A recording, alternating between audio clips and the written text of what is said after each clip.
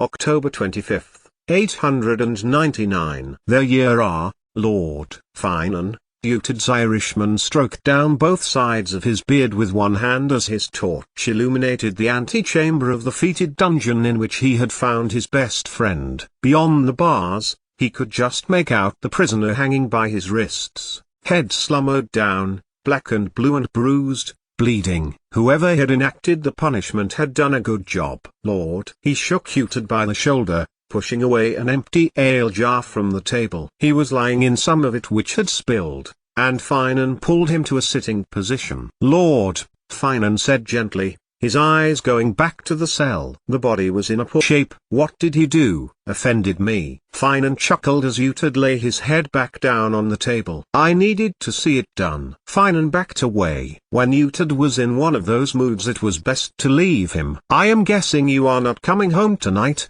his friend said, then left him to his beer. Uted passed back out. But the prisoner was no longer chained. 5 minutes later, Ethelwold had left the chains free for her hands, but her muscles were stiff and it had taken a good while for her to shake them free. The cell door was locked, of course, and she was cold. Abhorrent though it was, Osrith managed to gather Ethelwold's wool cloak about her damaged body. Her own clothes rags on the floor. There was no escape. She was to be declared a witch. At least hanging would be quick, possibly, for there was 2 ways to hang a person, a slow way and a fast way. Nevertheless, Osrith was willing to bet that the pain would not exceed that which she had experienced at the hands of the king's nephew. And then she saw it. From the light of one of the almost burnt torches hanging in a steel bracket on the wall, something glittered, milky white, and Osrith stared at it for a moment. The jewel sat in a clasp made for it by a blacksmith working in Bernicia. Many craftsmen gained knowledge of exotic gemstones, but this, Eric had explained, had come from a riven mollusk from the Duide River. It shone in the gloom as beautifully as it would have done in the dark waters of that northern river when first an eye saw it and a hand reached out to encapsulate it in their fingers. From the table beyond, Osrith could hear the deep snoring grunts of her drunk brother, lying in the spillage of the ale, and she let the air from her lungs, wincing at pain that had not been there earlier. He had watched. Uted did not know that she was his sister, but to any person, a woman especially, it took some kind of sickness of the mind to allow another person to abuse them so badly. Osrith's fingers still worked, mostly, and she flexed them as much as she could bear to take up the jewel, walking tenderly across the straw-covered floor. The soles of her feet were, at least, one part of her body Ethelwold had not damaged, and her boots were at the gates, waiting, she supposed, for someone to claim them, for the prisoner would not need them. For the prisoner's path led only one way. Osrith put them on before approaching the cell gates again, and found it surprisingly easy to get the catch into the lock and wriggle it so that the pins in the casing were all lined up, the metal acting like the head of a key would. The catch clicked, and the cell door swung outwards. She grabbed it, and pulled it to, withdrawing her jewel, watching for any sign that her disturbance had alerted anyone. But not even her brother shifted his head. She gathered up the cloak about her, before finding her boots, and pushed her unstockinged feet into them, Osrith's soles pushing against the joins of the leather. But, that was the least of her pain, for it seemed as if every sinew of her body was on fire. There was a click behind her, as Wood moved. Uted had pushed back into his chair, and his eyes were now open, blurred, trying to focus. When he realized it was his prisoner stealing away, he tried to raise his head, calling out that she was a dead bastard and that she was to come back. Creochneaxine thoin. Osrith croaked back. Tnam gas tuort. Phaedes swasfn. I will kill you, Uted threatened, which was a laughable threat, for he was having trouble even standing. Lord. Osrith heard someone call. Uted turned his head to look, and did not see Osrith reach to the armory wall and grab a spear. I will kill you, he threatened again, as boots stamped down the passageway. Whoever it was a good 5 minutes away, for there were many gated entrances between them and this dungeon. But Osrith knew another way, and it was the way she was going to take. Duindu gob. She shouted to her brother, as he stumbled against the table, now more alert than Osrith supposed. I will kill you. Not if I kill you first. Osrith managed, and plunged the spear she was holding towards him, pain searing down her arm, and she let go of the shaft, for she had embedded it into Utud's hand, pinning him to the wooden table. No time to run, but, unbelievably, the silver she had brought for Ethelwold, originally stolen from Utud, was sitting in its bag by the egg grate. She pushed it through while, behind her, her brother fought to free himself from his pinioned situation as more voices called to him. Osrith ignored it all. There was a vent, no more than a few bricks wide, which would get her to the room beyond, the guard room where Steepa slept. She had discovered the way, once, when she had, ironically, been hiding from Ethelwold and had climbed down, and back up again. Steepa was on duty now, Osrith knew, for she had heard his whistling above, at courtyard level, as he patrolled. But it was painful, and it took all of Osrith's strength to get her up into the channel, and heave herself onwards, pushing the silver before her. But, finally, she managed to tumble unceremoniously onto the cold floor of the armory. Shirts and breeches lay in piles, newly laundered, Osrith supposed, and she scooped up clothing. Up there, Osrith heard Utud say, and she realized she had no time to dress. Instead, she bundled all of her things together and snuck out of the postern gate, hurrying around the inside perimeter of the courtyard. A voice called to her. Osrith knew not what they said in her haste, and she got through to the outer palisade, and through the kitchen postern. Tired, limping and sore, Osrith took all she had to Allah. No arrogant demanding this time, Osrith needed to beg the woman for help. If the Briton did not help, Osrith knew her life was over. 88,888,888. She could go to Alba, to Domhnall. She could no longer remain here. He's a piece of shit. She was in his arms, in her boarding house, just her and him together, forgetting the world, just them, together. 88,888,888. Osrith did not know how long she remained with Ella. She did remember the day she had opened her eyes and seen the healer, but could not move. She did remember the healer telling her of the Battle of Catrage, beginning, Gwiretho Dodin Chwer then Ognor, Chwer went Trinalane nm Dullior, and finishing, Rug Sayu a new earth the Igdissa. It was a catastrophic defeat. Osrith Newged and Pitland were broken apart, atomized to almost the basic level of subsistence, for all lords needed the farmer to grow the food and know how to store it. There was a gentle melancholy about it all, a story, a history altogether, meaning and interest and culture together. It suited Osrith that here was a detachment from the woman who was healing her, a chasm, where cultures, though fitted by each other like Tessa on the floor of an old Roman villa, were unconnected. Make a plan, any plan that is good for you, Osrith, Allah had told her, then had sung on. This time Taliesin, the poet, lifted her ears to the Gwenstrad, when Prince Urien fought at a forded river, forth the Picts at dawn, and won. Osrith, that was something of note. The Britons did not, as a rule, acknowledge personal names of Saxons. Acknowledgement was acceptance, and Britons had little of their own, so it was understandable that they wished to use it sparingly. Where are you going? If the Saxons had not noticed, and Osrith guessed someone would, she had. Far fewer Britons were on the mud streets of the poor settlement without the city walls. That was the day Osrith felt strong enough to stand at the front of Allah's house, the familiar smell of the morning's broth permeating the air. Cymru, Hywel Dda will take us. She reached for Osrith's hand, then her other, and encouraged her to squeeze hers. Her strength was returning. Allah had shared, because Osrith had shared. She had told Allah, once, her mother had been of Rusht, and her ancestor was Aryan. It was when she was singing Taliesin, and Osrith remembered the same song. Then, on the morning Osrith found she could walk, more or less, Allah had another question for her. How long since you last had your bleeding? It has been 2 months since your warrior brought you. Osrith did not know. Your body needs treating, Allah told her. Old battle wounds, Osrith suggested, vaguely. She watched Allah's daughter dismantle a washing stand, bundling up the wood. Not that there wasn't wood in Cymru, Osrith supposed. It would be significant to them, a reason linked to their heathen faith, perhaps. No battle caused this, Allah told her, anger in her words. I warned you last time. If I had not kept my counsel,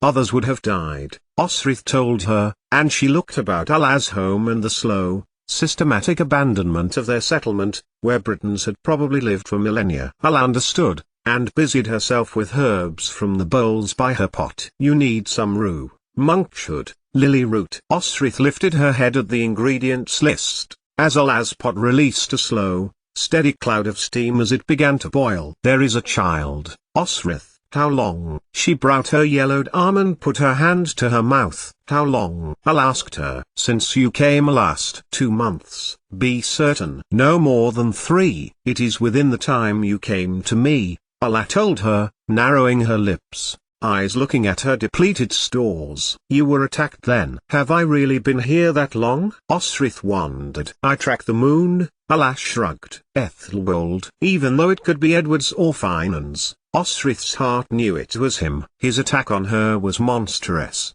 horrific, depraved. If he had learned it with the Danes, Osrith was certain it was not the Danes she had known. I am going north. There were hoards of silver she would steal. It would not take much to reach Hampton. I cannot have a child, this child, any child. Allah turned and looked at her, slowly, and contemplated Osrith. I will do this, but it must be the last time. Your body is damaged. Even if you choose birth, it may be the death of you. This, she gestured to the pot, where a yellow-green mush was forming a foam near the top, may be the best for you in any case. She crossed to Osrith. You are of Urian's line. If I were to ask anything of you at all, Osrith, I wish that you discover the depth of meaning of that, for yourself. 88,888,888. And so, a bodily healed, single-minded Osrith strode towards the market square of Winchester, to an untrained eye no different than she had been a few weeks before.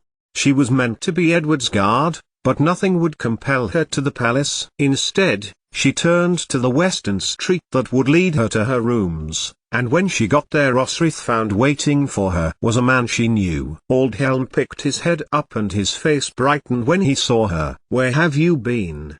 He asked, crossing to her. His face dropped a little when he realized something was not quite right. Unwell, Osrith replied, laconically. Are you well enough to join us again? I need reliable people on guard, under the circumstances. He smiled his usual encouraging smile. I do not believe that I have anything you require. You have one lady in Mercia, Osrith thought, bitterly. I would be too much trouble at the present time, Osrith told him. Aldhelm sighed, visibly, and laid a hand delicately on her shoulder. Osrith, I do not know what precisely has happened to you. What has kept you from your duty?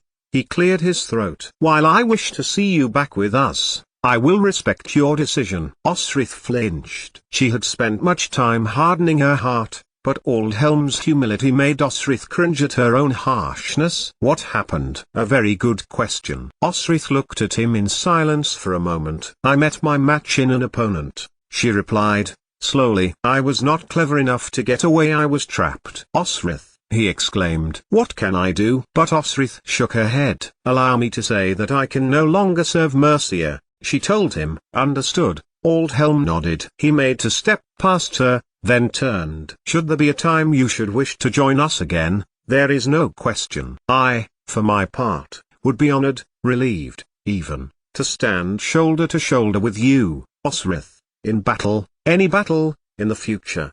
He cleared his throat again. May I ask where you go? Home. Aldhelm stared at her for a moment, then nodded his head. Alba. And Osrith knew that, indeed, she would be going to Alba, to Domhnall. She just had to make it worthwhile to the King of the Scots. I found this, in the armory. Buey. It was not how she remembered her blade. She was polished, had an edge, and reached for her belt. Both absent, her sword and her Sikhs. What had she done with the Sikhs Tagged had left with her for safekeeping? Osrith was aware that Aldhelm was still staring at her. I saw to it that your blade was readied, for whenever you need it, Osrith. Her name broke into his politeness. If ever you need my help, you only have to find me. No matter what, I am your friend. And then, as old Helm made to stride away from her, her once commander and ally in assassination, he turned. Remember, too, Mercia is your home. But what was she going to do now? Beside her rooms, which were dusty after several weeks' lack of occupation, she could not stay in Wessex with threat of witchcraft over her, and she had just closed the door on Mercia. She walked out of the city, and on a circuitous walk around to the river, where she had often walked when she wanted to think, when she wanted to be away from the palace. Darkness came quicker than she expected, and Osrith thought she might be hungry. But she did not feel as if she could pass food beyond her jaws. But feeling sorry for herself, flew away from Osrith as she spied a small figure hurrying along to the building at the back of the palace's chapel, and she followed her. A man stopped her, but it was clear Thyra did not want to speak to him, for she put her shawl over her head and hurried. Osrith avoided them by shrinking into the shadows and watched as the man followed her. A stone came out of somewhere, hitting Thyra on the back. The man picked up the pace, as did Thyra, and then Bika's wife stopped. For, when the man turned the corner, breaking into a jog, Osrith tore after him, raising Bué and piercing him between the ribs. Thyra was shaking, and she ran as fast as her child would let her. Osrith followed her, but Thyra and Bika's door was barred from the inside. Thyra, Osrith called, but Thyra did not answer. She shrank away again when, some hours later, a man came to the door, tried the latch, and then banged on the door. It was Thyra. Osrith let go of Bué's handle as she watched Thyra's husband wait for her to let him in. Bika. Thyra cried when the door opened and launched herself into Bika's arms, and Osrith could see the woman had been crying, tear rivulets reflected from the light of the full moon. What aren't you telling me? Osrith heard Bika say, as she trod silently away, heading back the opposite way to where she had killed the man. Get a plan, she told herself, as she headed in the direction of the two cranes, at the south of the city, before doubling back and heading towards the market square. Begin by pooling the silver, then plan your transport. You came to this city by trap and boat, these are good places to start. A bell sounded in the distance, in the direction of the palace. Birds, disturbed from their nighttime roost, fluttered into the air as doors banged sporadically. When she arrived at the now back in Winchester, and she had, Osrith knew what she was going to do. Already she knew of a cart heading to Hampton. At the port it would be a pretty straightforward matter to find a ship's passage. And Utad had been useful again. If her brother decided to hide his wealth when drunk, that was his problem. I have had no money for 6 weeks. The complaint filled the darkness, and Osrith, now very foot-weary, who had arrived back to her rooms, blinked deliberately several times. The wraith-like woman whose rooms Osrith rented. She walked past her and strode into her room. Nothing she could tell had changed in the time she was away. The ash hadn't even been swept from the hearth. Are you going to pay me?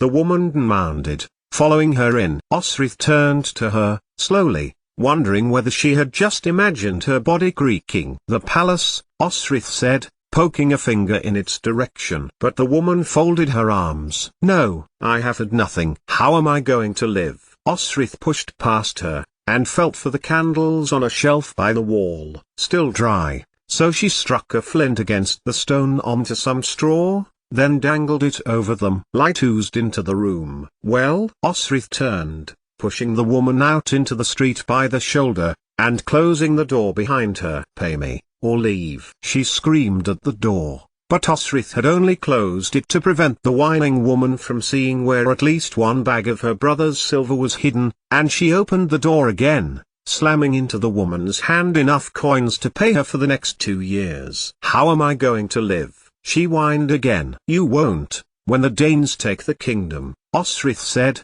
without remorse for her hard words. The woman stared at her hand, then back to Osrith, before scuttling away. And she slept. Not as comfortably, or dreamlessly as she had with Ella. Images began to form in her mind as she slipped into unconsciousness, like shadows, that disappeared as soon as Osrith's sleeping eye began to try to focus on them, or follow them.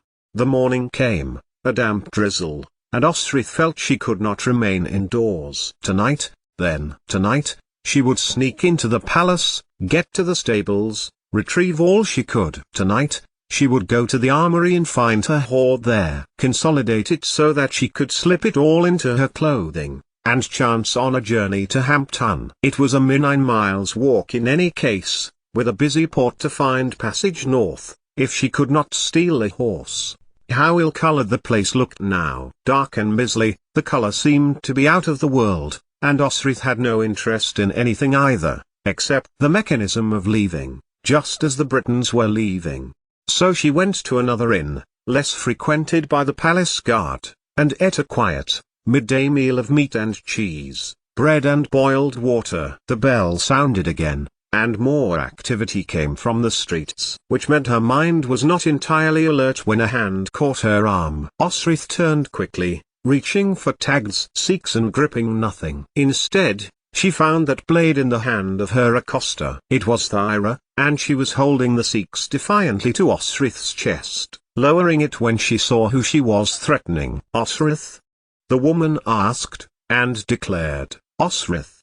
Louder, jumping towards her in a hug. When she nodded, come with me," Thyra urged, and looped her arm in Osrith's, escorting her to hers and Bicker's home. "You are feeling threatened, walking around Winchester?" Osrith asked, as the woman barred the front door again, moving to the back one and struggling with the plank. Osrith took it from her, and pushed it into place. "Thank you," Thyra exhaled, panting a little at the exertion, before stirring at a pot suspended over a small fire pit in the center of the living room. She was fuller in the stomach since Osrith last remembered her. Her time could not be much longer. "Will you eat supper?" Though she had eaten, the smells from the pot, of first meat of the killing season and harvested vegetables made her stomach grumble, and Osrith readily agreed. As she sat with Osrith, Thyra leaned into her, and placed a hand on her forearm. "You followed me the other day," Thyra told her. Osrith nodded. "And you killed a man?" "Yes," Osrith agreed, her cold attack coming to her mind. "You looked as if you were being harassed." "I have been, for I am a Dane, no matter that I am a Christian and married to a priest," she said, sadly, but then fixed Osrith with the same look that she remembered her brother, young Ragnar, giving Osrith when she had left Dunham, and she half expected Thyra to call her Kriegvikvind. "But that man," Thyra persisted, "he was not the man who has been bothering me." "Please, do not do that again." "I won't," Osrith told her, meaning it. She did not intend to be around after tomorrow, so the chances of her finding a man who was giving Bicker's wife a hard time would be slim. "Does Bicker know?" Osrith asked her. "He does not," Thyra replied. "Shall I tell him, or shall you?" "I have the blade you gave me," Thyra told her, putting tagged seeks on the table. And Osrith got the impression Thyra did not want Osrith to ask for it back. So she didn't, and instead, asked, "What was your name, when you were younger?" Osrith jerked her head and looked at her. How did she know she had been otherwise named? Bicker, perhaps? "Edra," Osrith told her, spooning the last of the broth into her mouth, where it was very well received. "Edra," Thyra mused, and stroked her stomach. "I like it." Just then, a bell sounded. Thyra pushed back her chair. "I must go, Bicker will need me at the chapel." She looked at Osrith for a moment. "May I walk you there?" And Thyra's face broke into one of relief. "I would be very grateful," Thyra replied, and the two women walked from the house and back up to the palace. No threats,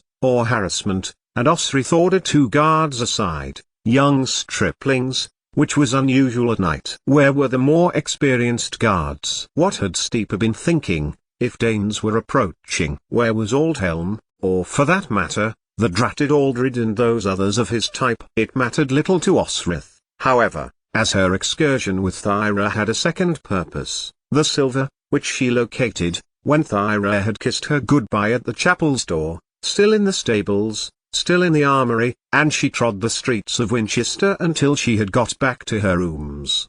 "Fold the silver flat," Osrith told herself, when she had locked her own door. "Tie it to yourself and walk south, or ride, if she could manage it." But Osrith could not manage the coins in a flat shape, so instead, she pulled her bedsheet to strips, wrapping them around the coins so they would not jangle, and then she could wrap the blanket around it, and carry it on a stick, like a vagrant, with her. There was a slight knock at the door. Leaving the job nearly finished, Osrith moved the bag towards the corner of the room, for she did not want old Helm asking questions. As she opened it, the bell rang again in the night air, and only then did she vaguely wonder what it was for. Osrith, he called her by her name, Finan, and Osrith just stood there, fixed, as Finan's face broke into a hopeful smile. "I have been waiting for you," he began, stepping in, and Osrith did not stop him. "Where have you been, girl?" he asked her,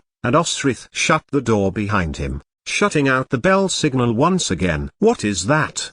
she asked, but Finan ignored her, and turned to face her. "I had been here, waiting for you, for many nights," Finan told her. "I thought you were gone," and, he her face, and watched Osrith's mouth turn up at the corners, the best she could do when her heart felt so sore. Then, she threw herself at him, no tears, no emotion, just holding on to him until, after a time, he pried her from him. "I am sorry I left no word," Osrith said, as he drew her to sit next to him on her bed. "I went away." "My brother, you found your brother?" Osrith had told him, a long time ago, but since she had found out her brother was Utid, she had never mentioned the subject to him again. "I have found my brother," Osrith said, with care, and she saw he was examining her face, particularly the injuries around her eye and her head. "Your brother, what?" Finan asked, his tone growing more grave. "Threatened me," she replied, laconically. "Threatened you? Must have been a lot of heavy words for you to look like that." And Osrith did entirely the wrong thing, and pulled her clothes closer to herself. "I was not on my best form," she continued. "I tried to find you," Finan went on. "I went to that healer, the Briton. She said she had not seen you." And Osrith felt her heart melt to a puddle, at the kindness of Allah, though she need not have had to, and the persistence of the man she loved.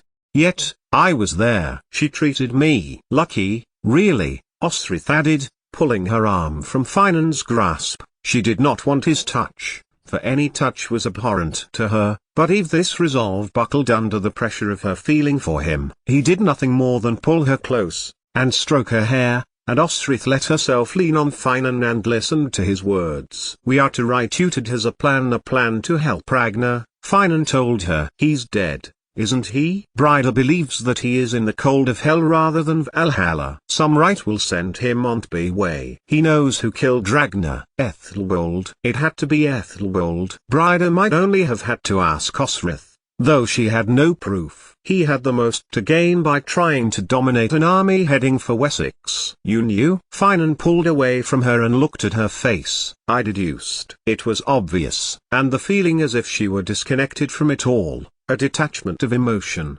came over Osrith again. She was functioning. Ethelwald and Untid had driven away any feeling, all that was good, and happy and right in her life. And what is the right? Thyra's blood, mingled with his blood, and the blade Ragnar was killed with, Finan said, stroking her hair, then he ran his hand down her back. Osrith winced, out of habit. There had been soft tissue injuries across her shoulder blades from the flogging she had received, and she had forgotten that they were no longer causing her pain. Utid is going to do this, at the battle, at Bedford, one last push by Alfred, if he lives, too.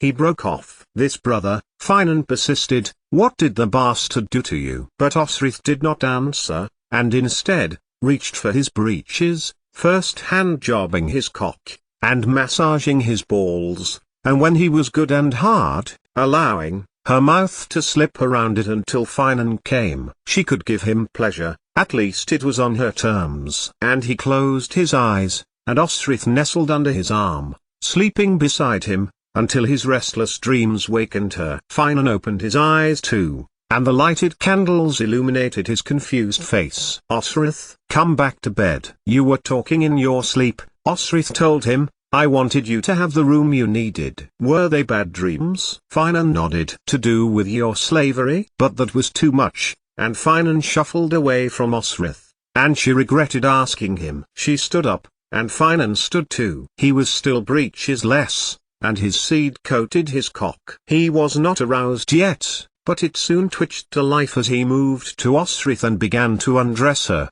and in her absence of mind, he had got to her bindings before she recoiled.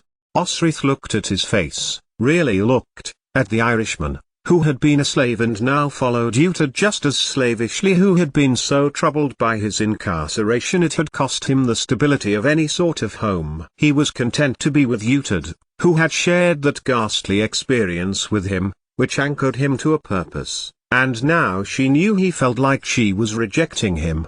And she loved him, Finan Ma2, the Irishman with whom she could converse and like their own private language. A bond of her childhood and happy times. She would be by him, with him, his wife, her husband, if the church had ever demanded for their partnership to be legitimate. But he would never abandon Uhtred. He would be hardest to leave. When she departed Wessex. But she thought no more about it as knock came to the door. It was Osferth. He looked at Finan, and then at Osrith, clutching her clothes to her chest, and instantly back to Finan again. Uhtred said, "You must come," he told his comrade. But Finan shook his head. "No, baby monk, I will not." But Osferth did not move, and spoke again in his soft, determined voice. He said, "You would say that, and said to tell you that Alfred has died." Behind Osferth, the bell sounded again, but its toll had changed. It now rang at twice the rate it had rung before. Finan turned his back to Osferth, and grabbed Osrith gently by her elbows, drawing her to him. "Stay here," he told her, in Gaelish. "Wait for me, I'll not be long." "I'll wait," Osrith agreed.